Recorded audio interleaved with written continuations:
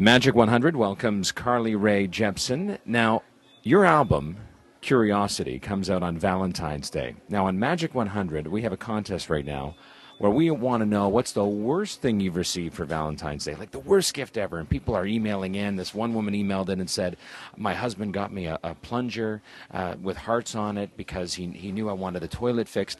Have you ever received like an awful Valentine's Day gift? Oh, see, this is going to make me sound like a mean person, but I think it's all about who the gift comes from. And one Valentine, I had an awkward song written for me from somebody who I was not interested in, and it was called Carly, I Have a Crush on You. And I had to listen to it, and it was a beautiful song, and I got the heart behind it, but I felt awful the entire time because I didn't know how to break it to this poor guy that I didn't have a crush on him. That's got to be an awful feeling. Poor guy. It's no fun at all, right? Okay, so what happens if I give my wife Curiosity for Valentine's Day? Is that considered a good gift? Oh, I hope so. I mean, I would hope she enjoys it, and it definitely make my Valentine's Day. Yeah. So I'll say to my wife, here's Rae Jepsen's Curiosity. It's made her happy. Hopefully it makes you happy as well. Exactly. Well, the songs, fittingly enough, are all about love, so it's a good day for its release because it's not all about happy love. It's about angry love and all the different types. Well, forgive the bad pun, but it's a real labor of love on your part, this album. It has been. It has been one of the greatest projects of my life because I think it's a late coming into my own, too, of realizing just not the influences of my parents' music and kind of the folk side of things, but also embracing what I've been naturally attracted to, which has been pop and synths and things that make people want to dance. So it's kind of feels like the first real thing that is my own. And I read somewhere that you used to fall asleep to James Taylor music. I did, yeah. All of the greats, Van Morrison, Bruce Springsteen, Sade. I think the first singer who I ever really loved was Sinead O'Connor, and Melissa Etheridge, and so yeah, I definitely come from that sort of background. But I'm also newly embracing LaRue and Dragonette and Robin and Madonna, and seeing that you can combine them and have something really new, which is sort of like Joni Mitchell meets dance, you know. So somebody comes up to you and says, Rae Jepsen, I'm putting together a music festival, and I want you to be a part of it, and you can pick two artists that you can be on stage with. Who would it be? Despite his reputation with women, I would still go with John Mayer, because I like his songwriting style, and I really relate to a lot of the lyrics that I think he puts out there. And then I think just for the bragging rights, I'd throw Bob Dylan into the mix, because I mean, my goodness. It is Bob Dylan. Exactly. Just to say I was on stage with Bob Dylan is quite amazing. When you're performing now, and I mean, we're just getting to know Rae Jepsen, but you're looking out at the audience, and you see some fans that have seen your YouTube video that, I think there's a couple of million hits, and you see them mouthing the words to your song. How cool is that? Yeah, that never gets old. It's I remember the first time it happened with Tug of War and just being in Montreal and completely shocked that these people had found the song and taken the time to learn the words.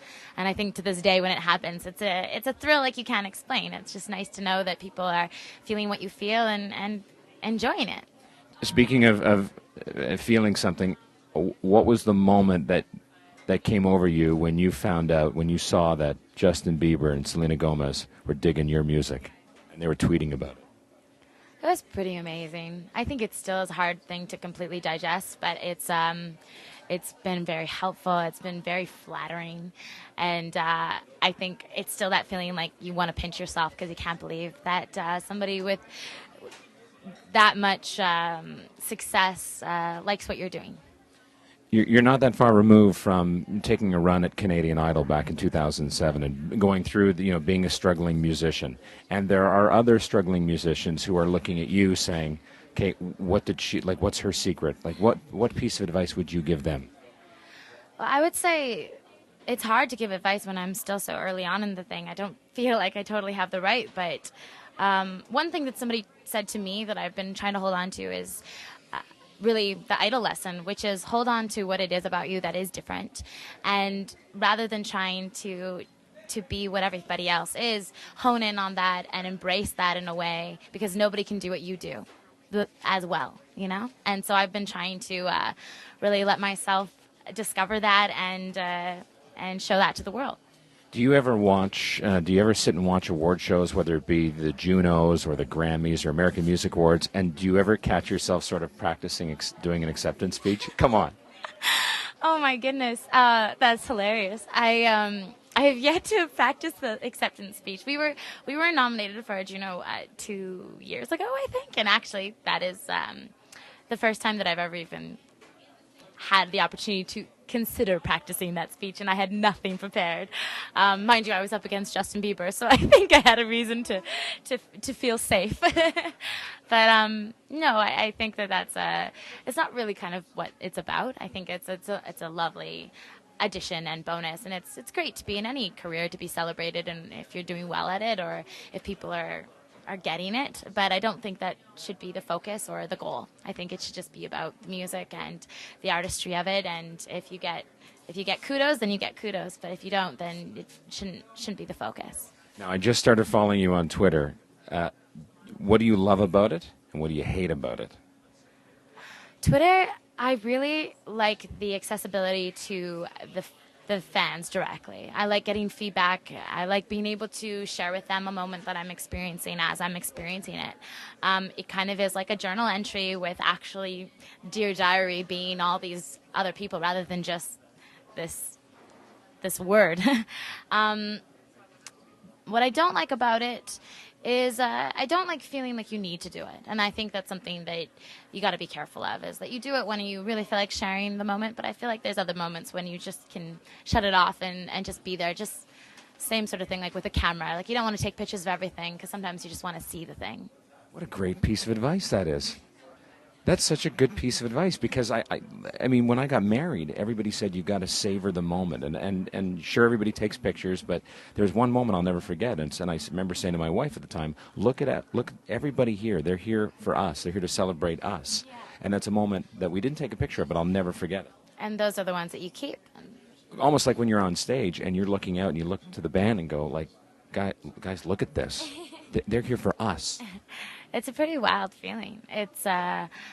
It's definitely something to share, and I think the best part about it is sharing it too. So it's a moment for you, but it's also a moment that the guys and me can look at and remember together.